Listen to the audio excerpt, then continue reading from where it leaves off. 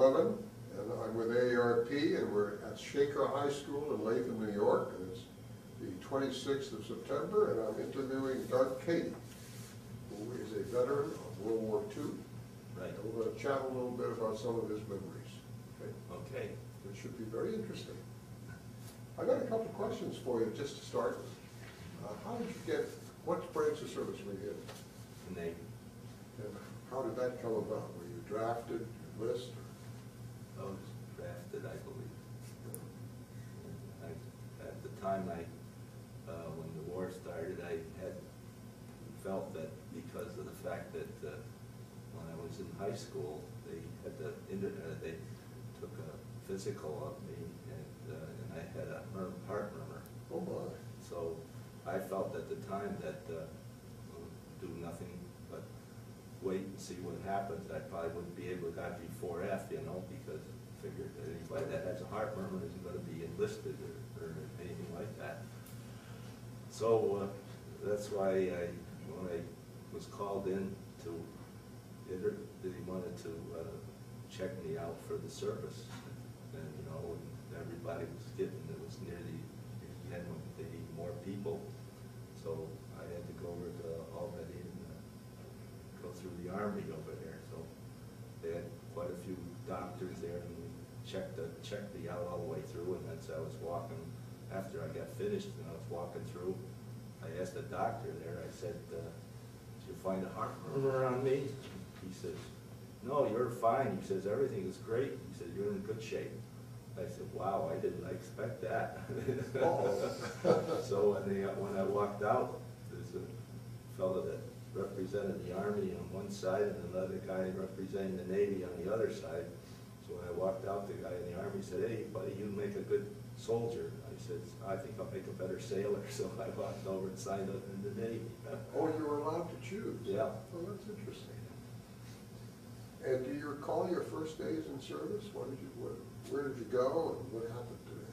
Well, they sent me to Sampson in New York. Well, up New York State, yeah.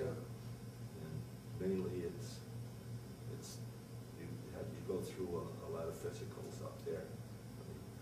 What time of the year was that? It was actually was in May, month of May. And we had a lot of exercises to go through. I think everybody gets them when they go into service. Yeah. We had a mile of track that we had to go through, go around a couple times during the day, maybe whatever they decided to give to you. I've gone through 3 or 4 of them in an hour, you know. Everybody did. And of course you had to go through some of the other things. Well, you were a young guy then.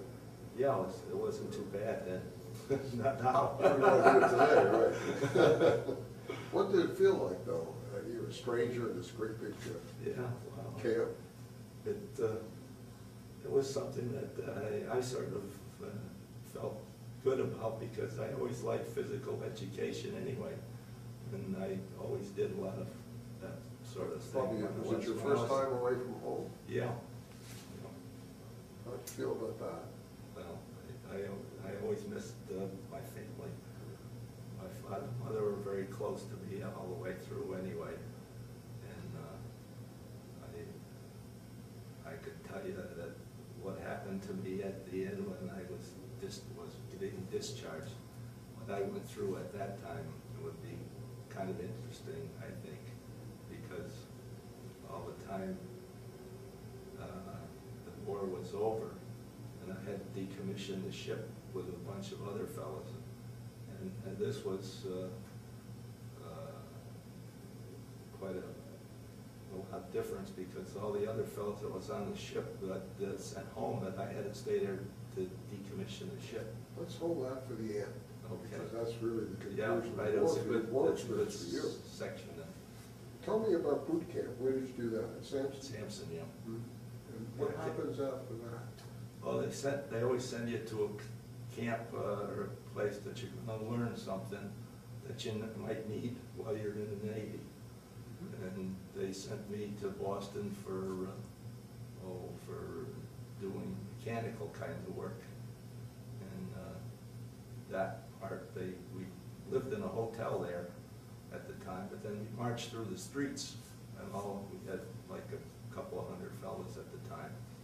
And marched down through the streets and into the institution that did this kind of work. And after that, in that type, I left Boston and went to San Diego for diesel school to teach all the small diesels. Right then I figured, well, I'm going to be in one of those little chitneys there in a diesel, and I'm going to have to go pick up the soldiers that are going to go into one of the islands there, in the Pacific.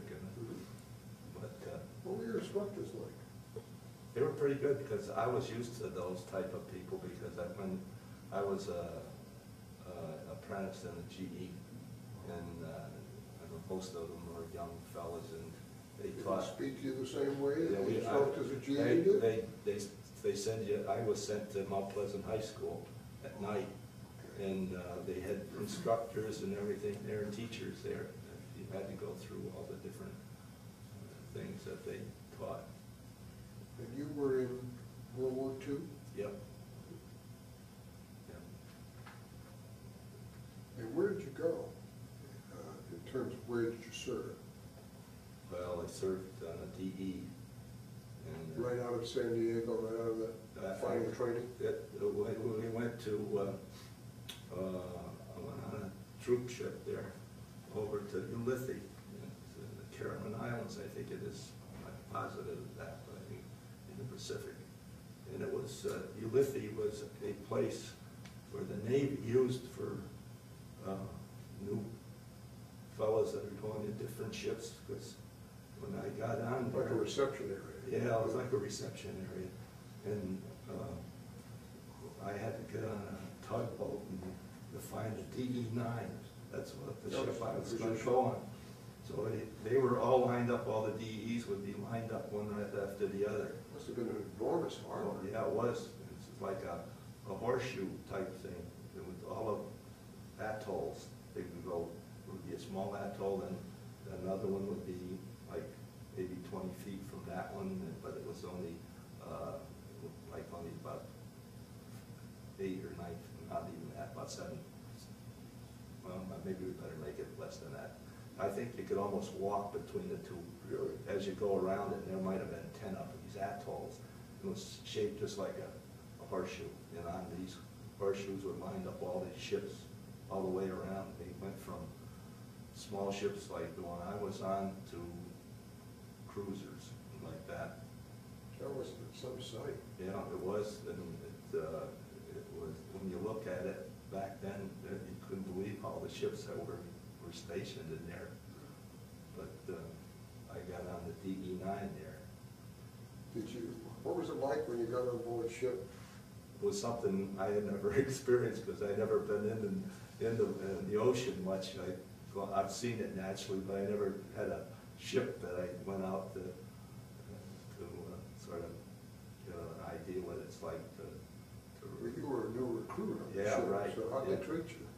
Oh, they treat you like an ordinary guy, They throw your bags up onto the deck, and then after that, I had to carry it to the bunk they gave me, and then I was down there with a bunch of other fellows that had bunks alongside of mine. How many guys were in one of those areas? Well, the area I was on, I'd say there was probably about 40 or 50 guys. All sleeping in the same, Same area. it was big?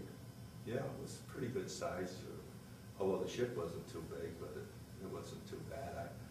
I still can't believe that they said that there's 200 guys on a ship like that, but because it didn't seem like it was big enough for 200. The sardine can. Yeah. What was your job? I worked in a forward motor room, which was mostly making salt water into fresh water, because everybody had to drink correct, made sure that we got fresh water to all the guys, and also you had to have fresh water for the engines. The engines Because it would corrode the... right, they couldn't use salt water in engines, so those all had to be fresh water. Or they keep recirculating it? Well, yeah, because you while you're there, you're either working 4 hours and you're off 8 hours, so. So that was a pretty significant job. Yeah, so actually they teach you how to set up to do that type of work, and. Did you fellows mess, the group on down below mess separately for the deck sailors? Yeah, there was a lot of difference. Ours was pretty good because we had it set up just like you would at home. We had a table. Everybody sat around the table, and we had one of our fellows that worked in the galley. And he would get what we needed, and he'd bring it up. He was set up mostly because we got it so he didn't have to do any work other than that. And so he would just handle the food for us. He'd bring it up and hand it to one of the fellows, and he'd take what he wanted, pass it to the next one, just like he would at home, Yeah. What was the food like? It was pretty good. Was it? It couldn't complain too much. I knew the Navy was well treated. Did you see any combat? Yeah, Your ship? quite a bit. Like where? Okinawa. We actually, that was the main place that we served. That's where the 6th Marines went ashore. Yeah, right. And we had come back from the Philippines, bringing a convoy of ships for that job there. Okinawa was one of the big islands at the time that they wanted. Actually, the Japanese had that island, and it was part of their territory. Did you folks supply fire support for the set? We took care of mostly. They had it set up so that all destroyers and DEs circled that island. And the way they circled it was, the first group that circled it was 20 yards from the shore of Okinawa. They circled it, so they'd be 20 miles out, and there would be a series of DEs and destroyers circling that island. And then it would go back, like, we were 20 miles out when we started, and the next one was 15 miles, and they kept on going down until there was about 5 miles out. And that was a group of ships all the way around, just keep going right around until that last 5 miles. And what were they? They were mainly used for, the Japanese at the time were sending in over their Mitsubishi bombers, and we used to fire on them. So you did the ACAC fire? Yeah, and so they would know that they were coming in, so the Army would know that they were coming in, and they'd be ready for them when they got to the shoreline. Did you have a combat assignment in addition to what you did down below? Were you on a gun or? Well, I was a talker for the damage control party. I had 6 guys with me at all times, and what I had was a telephone on, and I would be up there. This telephone was right at the wall, or actually the bulkhead that was separating us, and I would have a helmet on plus the telephone.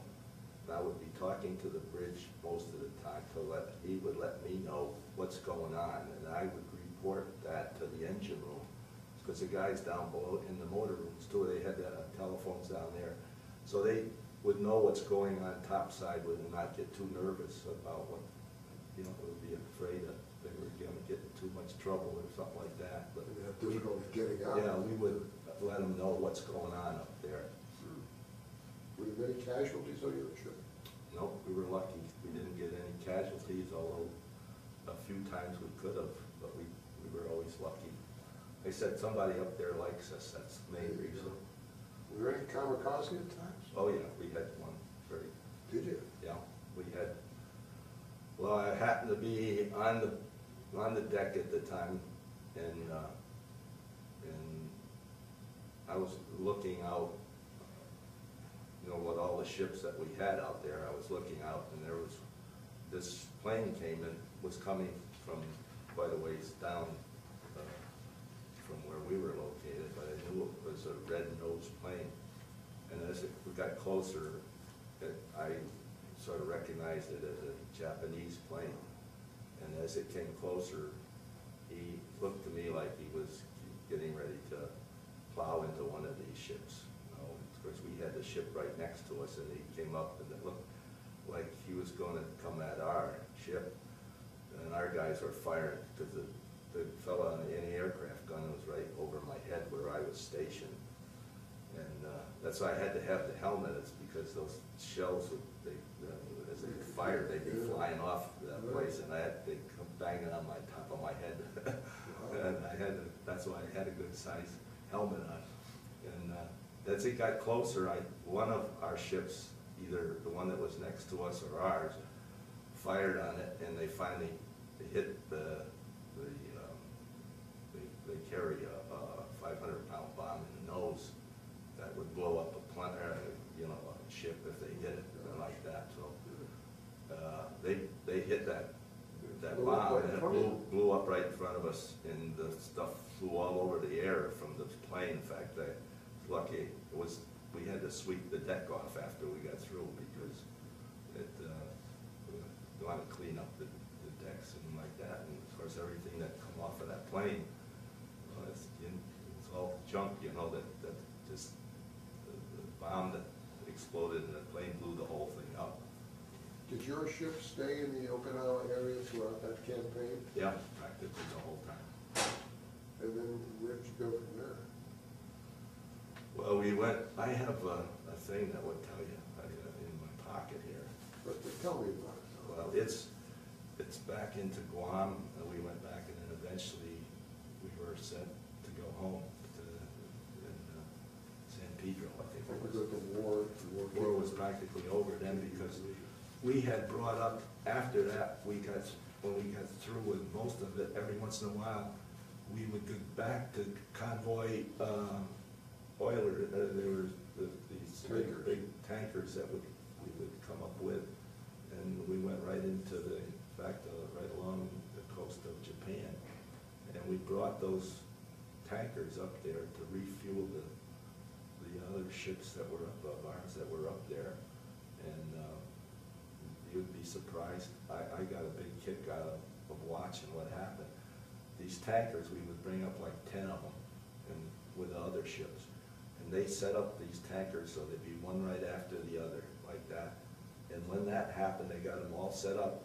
Then the other ships that wanted fuel, that needed it there, like the aircraft carriers and battleships and cruisers, one on each side would come up.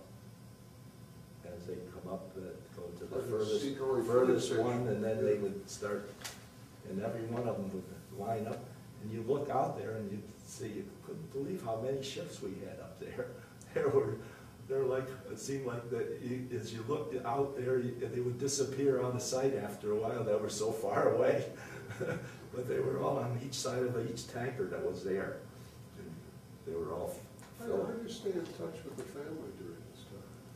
Well, I used to get a letter once in a while, about every 3 months. Really?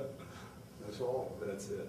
You were lucky you got that, because everybody else was jumping in to get their letters. And how did you communicate with them?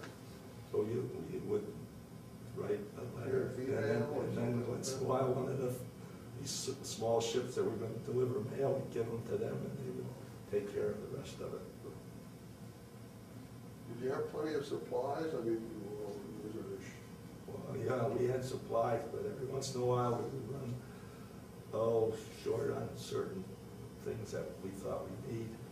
One time, it was kind of funny to me in a way, because we were having problems with some fuel or food, and we were right next to a British ship, and they said that we could have some of their legs of lamb. And the guy said, that we had there, that we had to go over to there. We hooked up with them, and so we could go over to their ship, pick up the legs of lamb and bring them back, and then we put them on our ship, you know. But this was in a bay-like area, so it was very easy. So we got up, and I don't know how many guys said, geez, I hate lamb. I can't stand that stuff, you know. And of course, the British have big legs of them, you know. You have to crawl all over your shoulder, you go up. So we Guess if you're hungry enough. well, this guy that was on the ship that was negotiating the deal, he was, I think he was a seaman first class anyway. So he said, you follow me, you know. So, okay, we follow him with these legs of lamb. And then you get to the back part of the ship there so that nobody could see what it's, he says, throw it over the side. So we had to do what he said, so we threw it over the side. Before we got through, we had legs of lamb floating all around that bay area. And of course, he got, one of the officers caught him, you know, so he got, I guess he was a seaman first when he got through. He wasn't. He couldn't, so. Did you ever get seasick? Yes, I did. How'd that come about? So I was in San Francisco when I went to this transport from there, and I was going to go all the way out. That's where you were to join your ship. Yeah, well, yeah, and we went to Pearl Harbor first, and left Pearl Harbor and went to Ulithi after that. But I was on the transport there, and like I say, I've never been on the ocean that much. And they gave me a job of peeling spuds down in the galley. So I went down in the galley to peel spuds, and as the ship went out of San Francisco, they hit the waves out there, and there's a lot of them in that area. And as I got out there, the ship was rocking like that, and oh boy, I started getting sick to my stomach. I said, and there was an old chief sitting on a barrel on this side. He's in charge of the whole operation. And I said, Chief, I said, I gotta go to my bunk. I said, I can't stand this. I'm getting sick as a dog. He says, oh, that's nothing. He says, you're just, if you don't think about it and think of other things, don't even think about it, you'll get over it, you know. I said, I look up, I can't figure that one out, you know. So I stayed there, and I kept, finally I went over to him, I think I better go now. He said, oh, yeah, you'll be all right. You're all right. Just hold on. So after he left for doing something, and when he left, I took off. I had to go 3 decks to get up to the main deck. I got up there, and I was in the front of the ship where my bunk was. So I went up that way, you know. There was the first one where all the guys were going into, you know. The Navy calls it the head. Where, did you ever have any leave ports, or were you just constantly at sea? We were always at sea then. So how long were you actually at sea? We were actually at sea for probably, except for, you know, different islands we'd stop at, and, you know. We stopped at Guam once, and they let a few of us that had the time off at that time. I went in to the sea, or the seaport there, and walked around and like that. You also mentioned you came to Pearl Harbor. Oh, yeah. Yeah. What was that like? Because it's only... Oh, back in those days, the ships that were hit by the Japanese were down in, some of them just had their main deck up, would just see the top of it, and then the rest was under the water. They hadn't yet taken them out. They hadn't taken them out yet, so they just left them there until they could do that sort of job, I guess. So you could see a lot of them. They were all along the seaport part of it there. What did you think of your officers or your fellow sailors? Well, most your of the relationship? yeah, it wasn't too bad. They were fellas that were mostly college graduates, and they were, I think they were a lot like us guys too. They've had some jobs that was handled by other people, and they would show them how to do the job and like that. And some of them were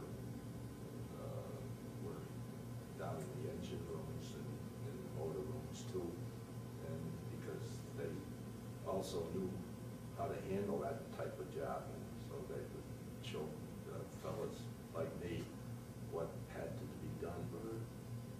You mentioned when the war ended, you had to come back and decommission the boat. Yeah. Tell us a bit about that. Well, decommission. What do you do? Well, it was strictly, mostly it's just, we clean the whole ship up and get it ready, and I think they were supposed to take it to another port, and then they were, eventually, after a while, I think it was decommissioned there where we were. Which is where? Which was in San Pedro Bay, and we were decommissioned there. And of course, I left before the ship ever left, and so I got my orders to go home. That was something that was great for me. I was waiting for that for a long time. Oh, I'm sure. And so I Do you remember the feeling when you? I never had such a feeling in my life, because I missed my folks, and at the time I was married too, and my wife and all that. And what happened is I left on the train, and I got down into Chicago, and when I got into Chicago, we had a big snowstorm here in that area. And so I couldn't get another train out of there, so I had to sit there for about 6 hours, and finally I got the word that I would be able to leave, but I would be on a special train that's going directly to New York City, and they wouldn't stop for no place on the way. So if you want to go to New York, then maybe you can get another train back to Schenectady. That's where I was from. That you know, then you might be able to do that if you wanted to, or else you can wait here until we find another train going in another distance away that maybe you can But you use. grabbed it, right? I grabbed that because I figured, well, if I get to New York, I think I can find another train that'll go to Schenectady. So on the way to New York, we were coming into Albany, you know, and the conductor comes up to me and he says, "Hey, buddy, where the heck you bound for?" And I said, "Looks like I'm bound for New York City, right?" He said, "Yeah," but he said, "Where are you really bound for?" I said, "Schenectady." Oh, he says, "Well," he says, "too bad." Yeah, I said, "Yeah." So anyway, we went into Albany and went on, kept right on going, you know, and as we're coming into Schenectady, the conductor come over and he says, "Hey," he says, "you want to get off at Schenectady?" And I said, "Why do I?" He says, "You're going to get off here at Schenectady." He said, I got it set up. So, geez, and they come into Schenectady and stop. And I got off. I was the only one to get off the whole train, and everybody else went on. So while I was there, there was a fellow in a taxi cab right there, you know, and he's sitting there for a while. And he said, "You need a taxi?" And I said, "Yeah, I'd like to go to Henry Street in Schenectady. Can you go there for me?" And he said, "Sure." He says, "Hop in and we'll take you right there." So gee, I get in the cab and we went right up to where my father's house was. That's where we were staying anyway, or we did stay until we got our own apartment. But anyway, I got up there, and of course my father's house is up on top of a hill, and he had concrete steps going up. So naturally, I climbed up those steps, and he had a big front porch on that house, and it had a big glass windows in the front. So I got up into the porch, and I'm looking in the window. I didn't want anybody to see me, so I'm looking in the window. My father's sitting in his chair reading the paper. My mother's running back from the kitchen to the dining room and back and forth. She must be getting ready to feed the people there. And my wife was sitting there with my sister, and my brother-in-law was with, he was in the Air Force, so he just got out too, and he had his uniform on there, and they all sat talking there. I stood there for 10 minutes without, just watching them. I was so happy, I was just watching it. They shed tears. I couldn't wait to, you know, and I finally pushed the doorbell. My mother, she's the one, she came running to the door, but she said, "I gotta," and I thought, "I knew I was gonna see you some night." Wonderful. That was the best time I ever had in my life. A lot. Yeah. What'd you do after, got out of service? I went back to work. I worked for General Electric, and they paid for all the time that I was in the service. They didn't pay me everything, but they gave me my service time was never determined or never taken away from me. I still had it. If I was away for two You years, credit for the work. I got credit for being there for 2 years. So you wanted to go back to your old job? Then when I retired, that whole setup was all mine. So then my wife and I moved to an apartment after that. But You ever been in touch with anybody when you were in the service? well, the only time I could say I felt really bad was when I first got on the ship and we went down in the bunk, or I was going to go into a bunk, and there was a few fellas around that area. And one of the fellas that was a little older than the rest of us, I would say probably was maybe 5 or 6 years older. So he was all 23. Yeah. So anyway, he said, you know, and he had just gotten on the ship too. He says, all I hope for is that I can get back to my wife and my kids. He says, that's the only thing I care about. You never saw any of these fellows again? No, never saw him again. Never had a reunion of the ship? Or No, we anything like had reunions of the ship, but they were so far away that nobody ever got together. that? You ever keep a diary? I never kept a diary. I could remember most of the stuff anyway, but How about Veterans Organization? I belong to the Legion. The The American Legion, yeah. The local post The here? local post, yeah. Well, thank you very much. Is there anything else you want to add that might be interesting to folks? Well, I think most of it's there right now, you know. Well, your story is wonderful. It was the best. Best of times and the worst of times. Best of times and worst of times, right? But I enjoyed the fellows that I So, right. yeah, the one fellow that I knew, he used to send me a card every Christmas. He sent me a card. He was from around York, Pennsylvania, and he was a mechanic at the time, and he had his own garage there and everything. He was an older fellow. I'd say he was in his middle or upper 30s when I met him there on the ship. And of course, I got used to send him cards too at the time. And then one time I got this card that it had his picture on that his wife had sent me because he had just passed away. I hope that was just a little short time ago. It wasn't too long ago. Good. Yeah. That's encouraging. Yeah, Anyway. yeah. If you have to think back, what's the most interesting thing you remember about those years? Not necessarily either on the ship or on shore or anything else.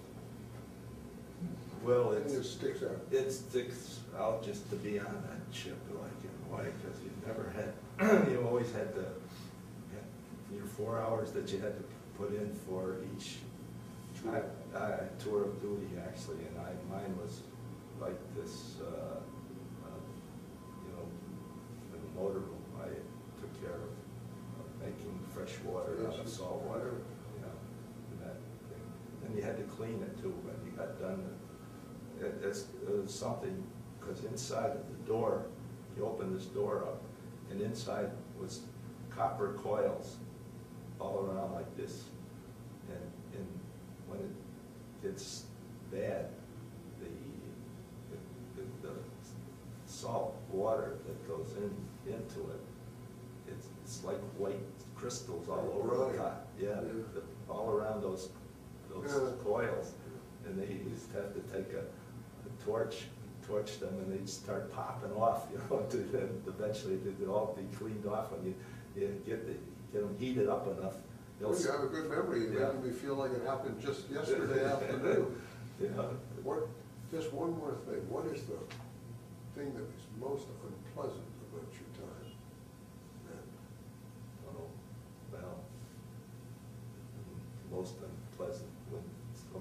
get sick. I can understand what they, because I went through that with that, you know, that big ship there that took us out there, it's the seasickness, and I could understand what they did. But usually they turned out all right after a while. It wasn't, every once in a while you might have to heave on the floor. You know, Doug, thank you very much. It's like reliving that history that you had. It's Yeah. very interesting. Thank you Yeah. very much indeed. That's fine. Good luck to you.